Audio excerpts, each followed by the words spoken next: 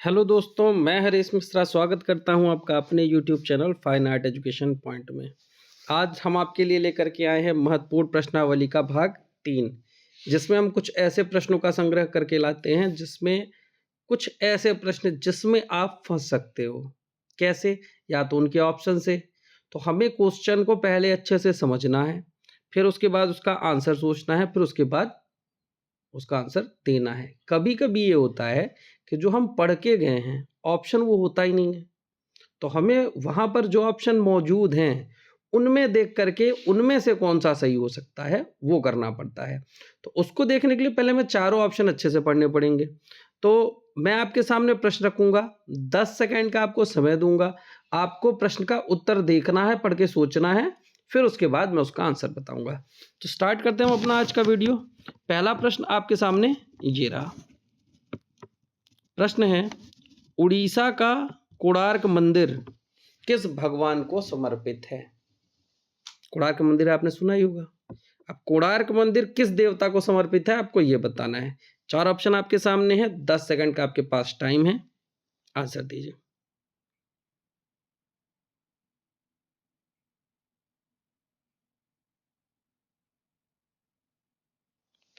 चलिए, इसका जो राइट आंसर है वो है सूर्य, क्योंकि कोणार्क का जो सूर्य मंदिर है, कोणार्क का जो मंदिर है वो किसको समर्पित है? सूर्य को। अब समस्या ये आ गई कि सूर्य तो ऑप्शन में है ही नहीं। ऐसा पेपर में भी आपको कभी-कभी देखने को मिलेगा कि आप जो पढ़ के जा रहे हैं वो पेपर में दिख ही नहीं रहा है। तो आपको क्या करना है कि देखना है इनमें से कौन-सा हो सकता है। तो चूँकि कोणार्क का मंदिर सूर्य देवता को समर्पित है और सूर्य को रवि भी कहते हैं। तो यहाँ सूर्य ऑप्शन नहीं है, रवि है। तो इसलिए हमारा यहाँ पर राइट आंसर हो जाएगा, कोणार्क का जो मंदिर है वो रवि देवता को समर्पित है, यानी कि सूर्य भगवान को।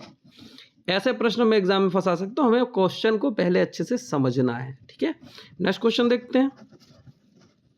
वीणा वादनी किसकी कृति है? 4 ऑप्शन आपके सामने, आंसर दीजिए।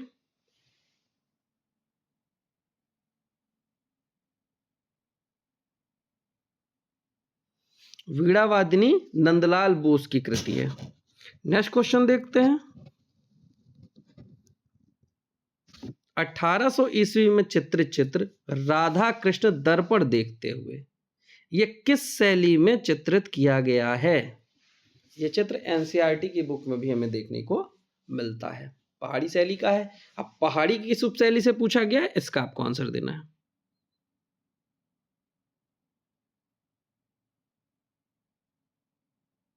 चलिए, इसका जो राइट आंसर है वो है गढ़वाल शैली। राधा कृष्ण दर्पण देखते हुए ये हमें गढ़वाल शैली में देखने को मिलता है और ये चित्र राष्ट्रीय संग्रहालय नई दिल्ली में रखा हुआ है। एनसीईआरटी की बुक में दिया भी गया है। नेक्स्ट क्वेश्चन देखते हैं। दक्कनी शैली का चित्र सुल्तान अब्दुल्ला कुतुब शाह किस उपशैली में चित्रित हैं? यानी दक्कनी शैली की किस शैली में सुल्तान अब्दुल्ला कुतुब शाह का चित्र बनाया गया है? ऑप्शन देखिए, फिर उसके बाद आंसर दीजिए।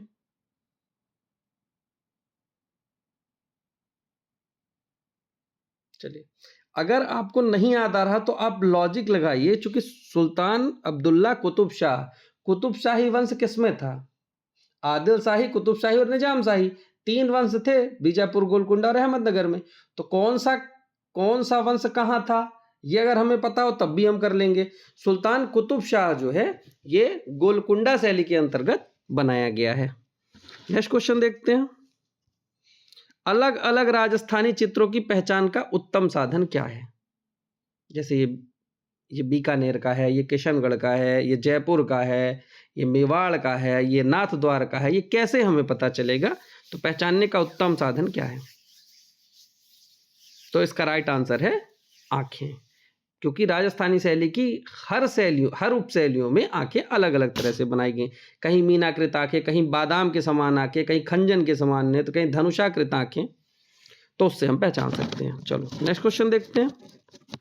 1610 ईस्वी से 1620 ईस्वी के मध्य गोलकुंडा में कौन सी सचित्र पोथी चित्रित की गई? यहां पर प्रश्न आया कि गोलकुंडा में कौन सी सचित्र प्रति चित्रित की गई है, सचित्र पोथी 1610 से 1620 के बीच में। आंसर दें इसका।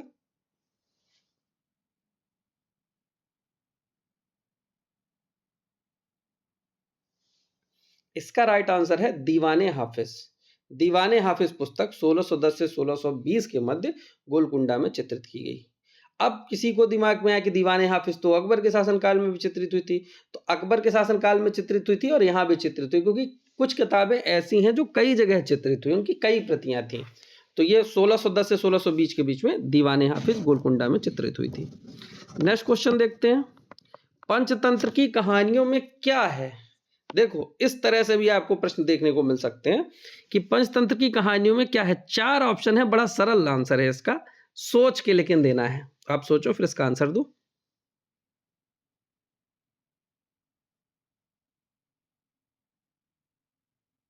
चलो इसका राइट आंसर है पंचतंत्र की जो कहानियां हैं वो दंत कथाओं के अंतर्गत आती हैं। अब सवाल उठता है दंत कथा क्या है।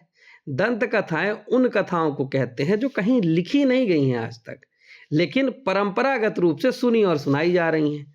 जैसे हमारे दादाजी ने हमें कोई कहानी सुनाई, हमारे पिताजी को, हमारे पिताजी ने वो कहानी हमको सुनाई, हमने वो कहानी अपने बच्चे को सुनाई, हमारे बच्चे ने किसी और को सुनाई। तो इस तरीके से ऐसी कहानियां जिनका कहीं विवरण प्राप्त नहीं है, लेकिन वो कहानियां परंपरागत रूप से सुनी सुनाई जा रही हैं, उन्हें हम कहते हैं दंत कथाएं। और ये जो पंचतंत्र की कहानियां जितनी भी हैं, जैसे लोमड़ी वाली कहानी है, तो ये सब कहीं घटना हुई थी कि नहीं इसका कोई प्रमाण नहीं है, बस कहानियां हैं, सुनी और सुनाई जा रही हैं।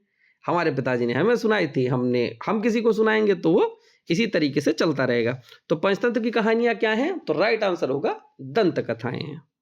नेक्स्ट क्वेश्चन देखते हैं, अकबरनामा अकबर का अधिकृत जीवन परिचय है जो द्वारा चित्रित किया गया था। यानी अकबरनामा में को इन 4 चित्रकारों में से कौन है जिसने चित्रित किया था, आंसर दीजिए।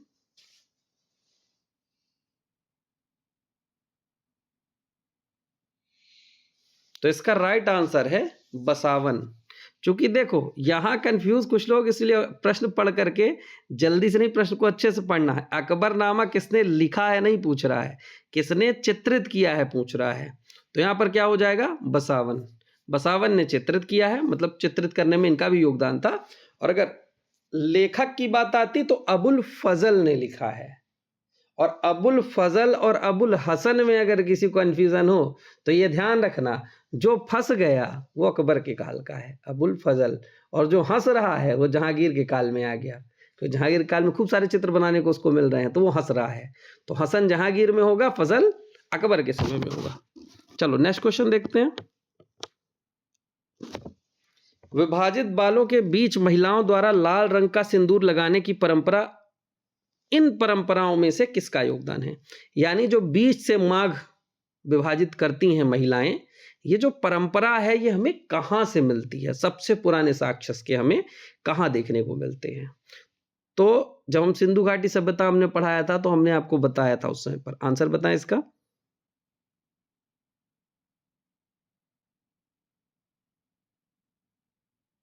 चलिए, तो इसका राइट आंसर है हड़प्पा परंपरा।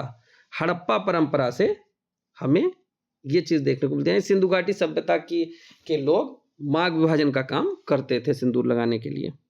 ठीक है, तो हड़प्पा परंपरा इसका राइट आंसर होगा। नेक्स्ट क्वेश्चन देखते हैं, निम्नलिखित में से कौन सी सभ्यता आलमगीरपुर में दिखाई देती है। बहुत अच्छा क्वेश्चन, बहुत अच्छे ऑप्शन। ऑप्शन देखो और सोचो इसका राइट आंसर क्या होगा।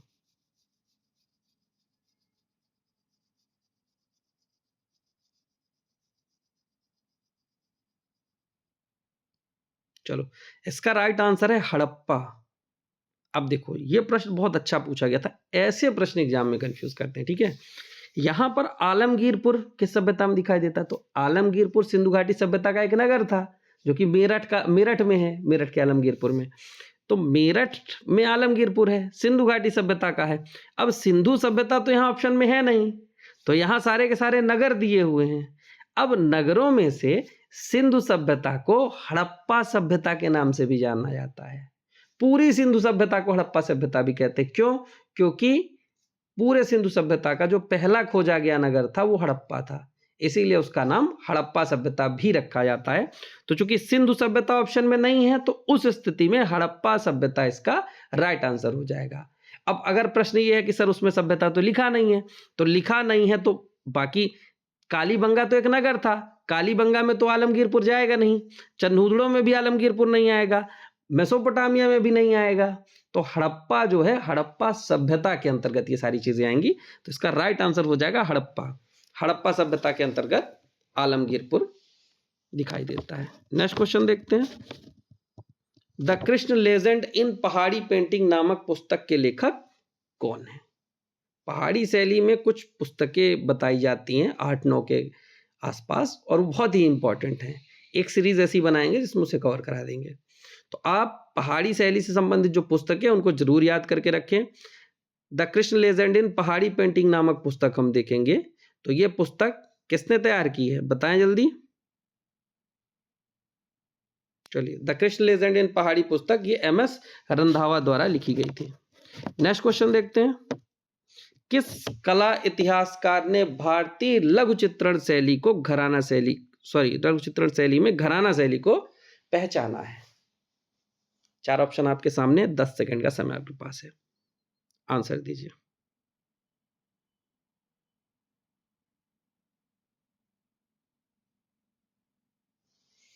भारतीय लघु चित्रण शैली में घराना शैली को किसने पहचाना था? तो इसका राइट आंसर है BN गोस्वामी। BN गोस्वामी ने घराना शैली के रूप में पहचाना था। नेक्स्ट क्वेश्चन देखते हैं। पंजाब व जम्मू की वादियों में प्रचलित कला शैली किस नाम से प्रसिद्ध है?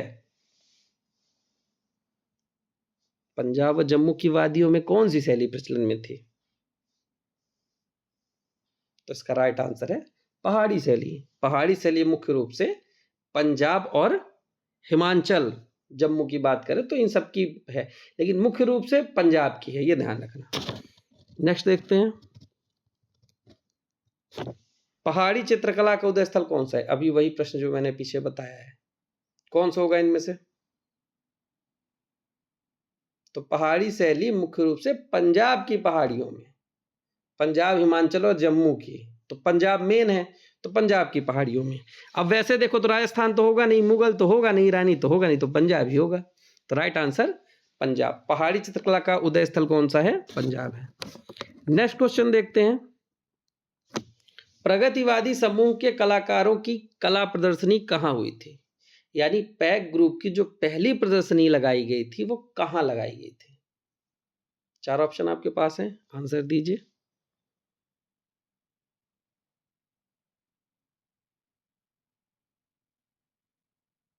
इसका जो राइट आंसर है वो है बम्बई। पैक ग्रुप द्वारा जो पहली प्रदर्शनी लगाई गई थी वो बम्बई या मुंबई में लगाई गई थी। नेक्स्ट क्वेश्चन देखते हैं। ये तो सेम प्रश्न है। नेक्स्ट क्वेश्चन, स्टोनहेंज किस देश में है? स्टोनहेंज किस देश में है? इसका राइट आंसर है ग्रेट ब्रिटेन। स्टोनहेंज जो है वो हमें ग्रेट ब्रिटेन में देखने को मिलता है। नेक्स्ट क्वेश्चन देखते हैं। मिट्टी का बर्तन बनाने में सेडिमेंटेशन द्वारा मिट्टी की सफाई के लिए कौन सी विधि अपनाई जाती है?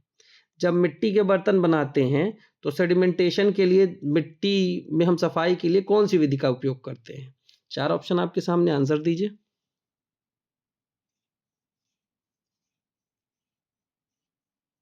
तो इसका राइट आंसर है लेविगेशन। लेविगेशन विधि है जिसमें हम मिट्टी के बर्तन बनाने से पहले मिट्टी की सफाई करते हैं लेविगेशन के द्वारा। नेक्स्ट क्वेश्चन आपके सामने, हरिहर अर्क पितामह किस 4 देवताओं को सम्मिलित करता है? सम्मिलित मूर्तिकला का प्रतिनिधित्व करता है। तो हरिहर अर्क पितामह मतलब कौन कौन से देवी देवता आ गए? 4 ऑप्शन आपके सामने, 10 सेकंड का समय है।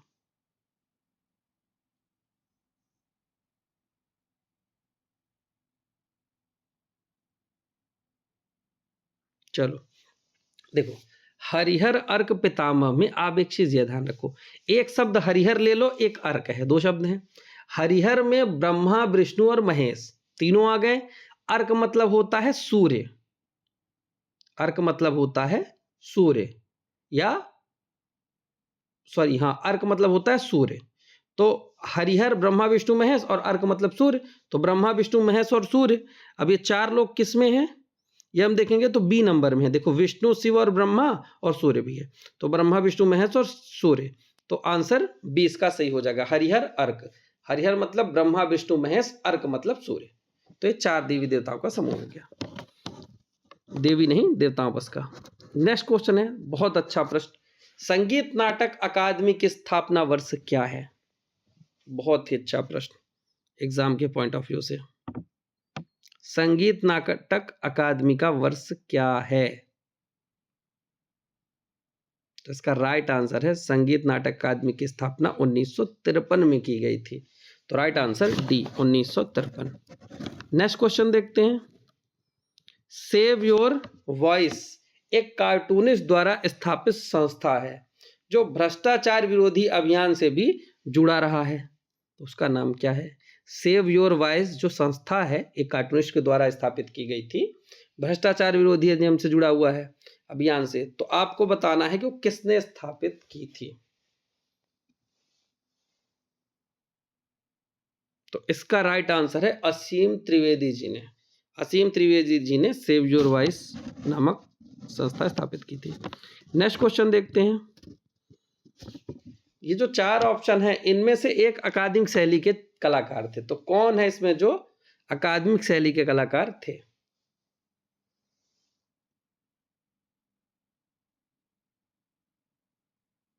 तो अकादमिक शैली के कलाकार हैं असित कुमार हलदार। नेक्स्ट क्वेश्चन देखते हैं, सतीश चंद्र थे, सतीश चंद्र कौन थे? 4 ऑप्शन आपके सामने, जल्दी से आंसर बताएं।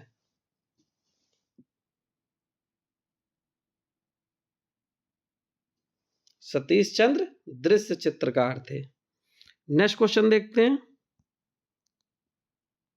नाव को टीकरे पर उल्लेखित चित्र प्राप्त हुआ है। टीकरे पर नाव ये कहां देखने को मिलता है, किस नगर से? तो टीकरे पर नाव हमें मोहनजोदड़ो से प्राप्त होता है। नेक्स्ट क्वेश्चन देखते हैं, अशोक के पोते दशरथ ने इनमें से किस गुफा का निर्माण कराया था? राइट आंसर बताएं।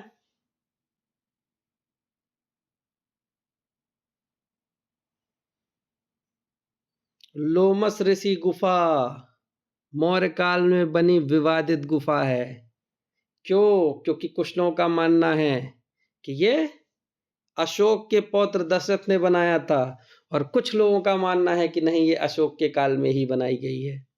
तो ये तो विवादित है, लेकिन गोपी, वापी और वर्थिका वो तीनों गुफाएं अशोक के पौत्र दशरथ द्वारा बनाई गई थी, वो कंफर्म है।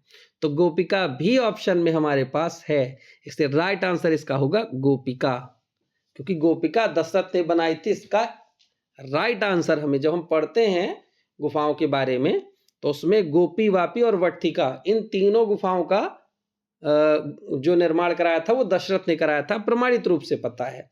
लोमस ऋषि वाली गुफा विवादित है, इसलिए इसका राइट आंसर गोपिका होगा, लोमस ऋषि नहीं होगा। नेक्स्ट क्वेश्चन देखते हैं, शिवी जातक के अंतिम दृश्य में साधु के रूप में किसे चित्रित किया गया है? अजंता गुफा में शिवी जातक के चित्र हम देखते हैं, तो इसमें अंतिम दृश्य में साधु के दृश्य में किसे दिखाया गया है?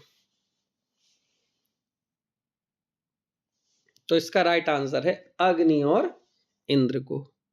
नेक्स्ट क्वेश्चन देखते हैं, पद्म पाणी चित्र का नाम पद्म पाणी है क्योंकि?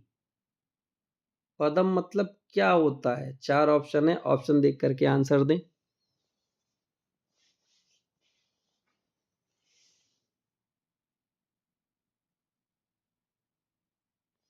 पद्म पाणी, पद्म मतलब होता है कमल, और उस चित्र में हाथ में कमल लिए हुए हैं, इसलिए उसका नाम पद्म पाणी है। तो राइट आंसर है बी, हाथ में कमल लिए हैं। नेक्स्ट क्वेश्चन हम देखते हैं, अकबर कालीन तूतीनामा में कितने चित्रों का संग्रह है? आपको इसका आंसर बताना है कि तूतीनामा में कितने चित्रों का संग्रह है।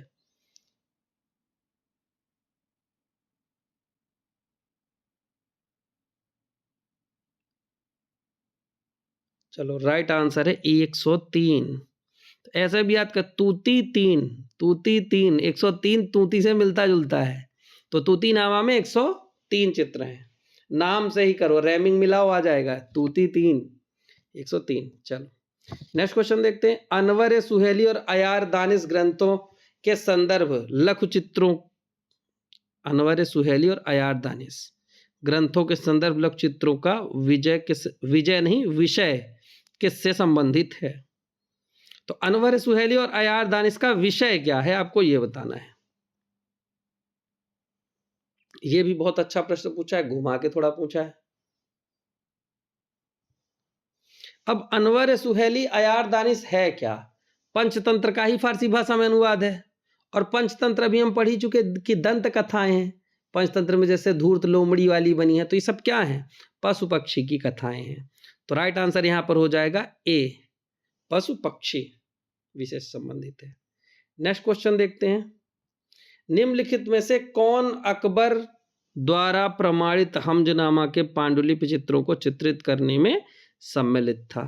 यानी अकबर के काल में जो हमजनामा ग्रंथ है, जो हमजनामा पांडुलिपि है, उसे किसने चित्रित किया था? चार ऑप्शन आपके सामने है, आंसर दीजिए।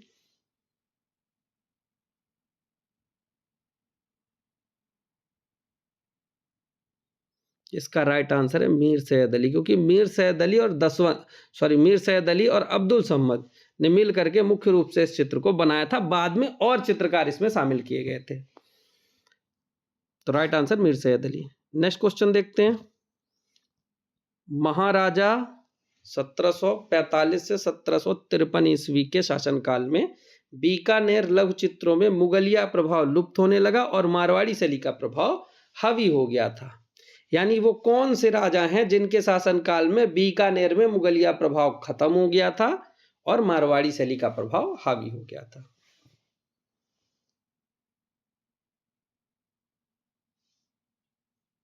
इसका राइट आंसर है गज सिंह।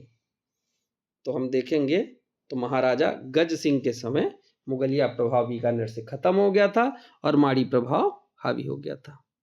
नेक्स्ट क्वेश्चन देखते हैं। कांगड़ा के राजा संसार चंद्र के दरबार का सर्वाधिक निपुण कलाकार कौन था? यानी खुशाला, दोखू, पदनू, फत्तू, परखू, बहुत सारे चित्रकार थे कांगड़ा शैली में, तो उनमें से सबसे निपुण, सबसे ज्यादा अच्छा कौन सा था? तो यहां हम देखेंगे तो राइट आंसर है परखू। परखू उनमें से सर्वाधिक निपुण कलाकार था। नेक्स्ट क्वेश्चन देखते हैं। कांगड़ा शैली में कितने प्रकार की नायिकाएं होती थीं? चार ऑप्शन आपके सामने, 10 सेकंड का समय, आंसर दीजिए।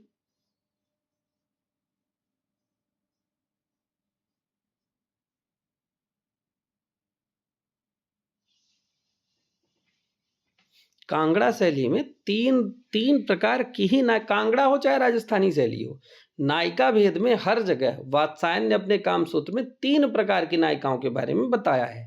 स्वकीय नारी, परकीय नारी और सामान्य। स्वकीय नारी जो जिसका पति और प्रेमी एक ही हो, स्वकीय नारी कहलाती है।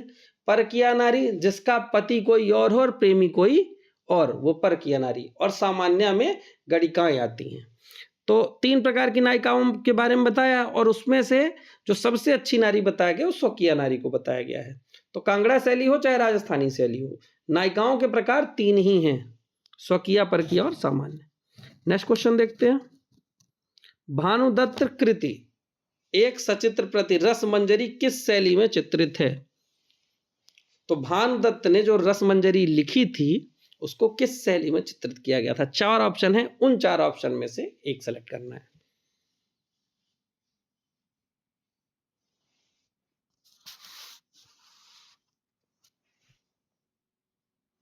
चलो, तो इसका राइट आंसर है बसोहली शैली। भानुदत्त की जो रसमंजरी है वो सबसे पहले हम देखेंगे बसोहली शैली में हमें देखने को मिलती है। नेक्स्ट क्वेश्चन देखते हैं। राजा रविवर्मा की मृत्यु किस वर्ष हुई? जन्म तो रटते जा रहे हैं हम, मृत्यु याद है क्या?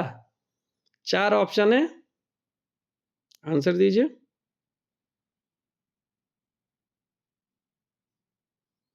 राजा रविवर्मा की मृत्यु 1906 में हुई थी। नेक्स्ट क्वेश्चन देखते हैं। किस चित्रकार ने शांति निकेतन के चीनी भवन की दीवार पर नटीर पूजा नामक भित्ति चित्र का निर्माण किया था?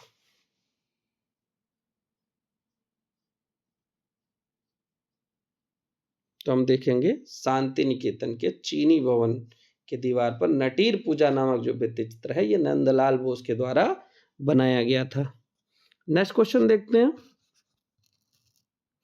जवाहरलाल नेहरू ने किस समूह की पहली प्रदर्शनी का उद्घाटन किया था? जवाहरलाल नेहरू ने किस कला समूह की पहली प्रदर्शनी का उद्घाटन किया था? 4 ऑप्शन आपके सामने है, आंसर दीजिए।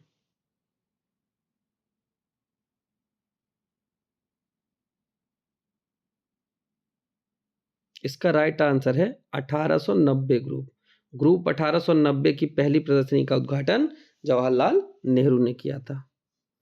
नेक्स्ट क्वेश्चन देखते हैं। जल कुमुदनी वाटर लिली चित्रण किसने किया है? जल कुमुदनी या वाटर लिली, 4 ऑप्शन है, आंसर दीजिए।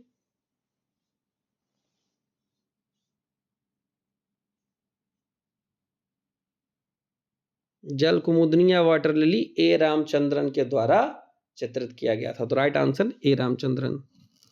नेक्स्ट क्वेश्चन देखते हैं।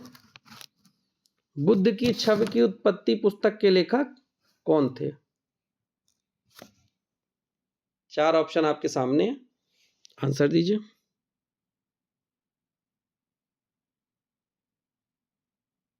बुद्ध के छवि की उत्पत्ति पुस्तक आनंद कुमार स्वामी के द्वारा लिखी गई थी, तो राइट आंसर ए के स्वामी। नेक्स्ट क्वेश्चन देखते हैं। इनमें से किस राजवंश ने जम्मू कश्मीर राज्य में मार्तंड सूर्य मंदिर का निर्माण कराया था? तो मार्तंड सूर्य मंदिर का निर्माण किस वंश के शासक ने कराया था? वंश पूछ रहा है, राजवंश कौन सा था? तो इसका राइट आंसर है कारकोट। कारकोट राजा ललितादित्य ने जम्मू कश्मीर का मार्तंड सूर्य मंदिर बनवाया था। तो कारकोट, तो इसका राइट आंसर है जो बी दिया है, कारकोटा जो दिया है, तो ये गलत लिखा है, कारकोट होना चाहिए, तो राइट आंसर हो जाएगा बी, कारकोट राजवंश। नेक्स्ट क्वेश्चन देखते हैं। नेक्स्ट क्वेश्चन है हमारा धन्यवाद। आप सभी ने इतना समय दिया और अपनी तैयारी का आकलन किया, तो आप चेक करते रहें कि आपकी तैयारी कैसी चल रही है। और अगर प्रश्न आपको घुमा रहा है थोड़ा बहुत, जैसा हमने कि 2-3 प्रश्नों में देखा कि जो ऑप्शन हम पढ़ के आए वो तो है ही नहीं, तो उससे रिलेटेड वो दे रहा है, तो वो हमसे बन जाए। तो सभी को वीडियो देखने के लिए धन्यवाद। मिलते हैं हम दूसरे वीडियो में नए प्रश्नों के साथ।